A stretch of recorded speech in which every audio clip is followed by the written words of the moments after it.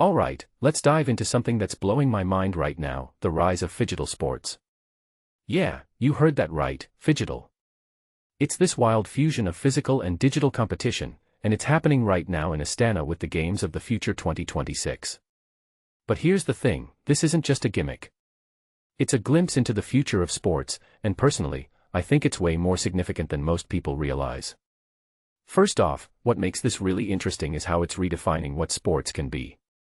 Imagine this, a basketball team starts their match in a video game, and then their performance there carries over to a real-life court. It's like the stakes are doubled, and the skills required are completely hybrid. What many people don't realize is that this isn't just about being good at one thing, it's about mastering two entirely different domains.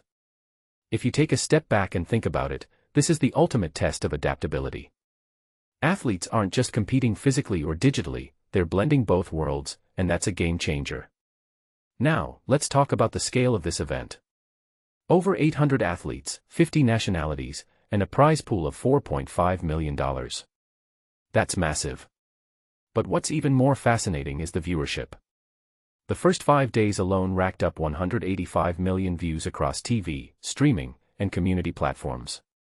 Here's where it gets really intriguing, this isn't just being broadcast on ESPN or YouTube. It's on platforms like Huya, Bilibili, and VK, reaching audiences that traditional sports might never touch. This raises a deeper question, is phygital sports the key to bridging the gap between gaming and sports audiences? I think it might be. One thing that immediately stands out is the complexity behind the scenes. Alibek Kasanov, the head of the Games, mentioned that each discipline has its own technical requirements, rules, and audience expectations. But all of them have to work seamlessly together across 4 venues. From my perspective, this is where the real innovation lies.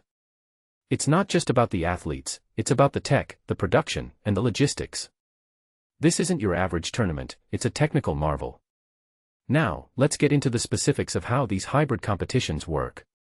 Take Phygital Basketball, for example. Teams start in the 3-on-3 freestyle video game, and then they move to a live 2-on-2 match. Here's the kicker, their digital performance affects their physical game. A detail I find fascinating is that this forces teams to strategize across 2 completely different environments.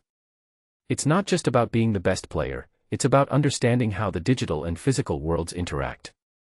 What this really suggests is that the future of sports might require a whole new kind of athlete, someone who's as comfortable with a controller as they are with a basketball. But here's where it gets even more thought-provoking.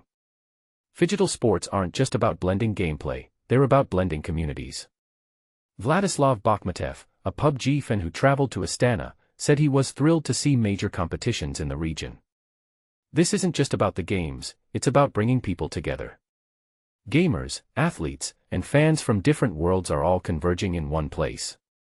In my opinion, this is what makes phygital sports so powerful, it's not just a new format, it's a cultural shift. Now, let's talk about the bigger picture.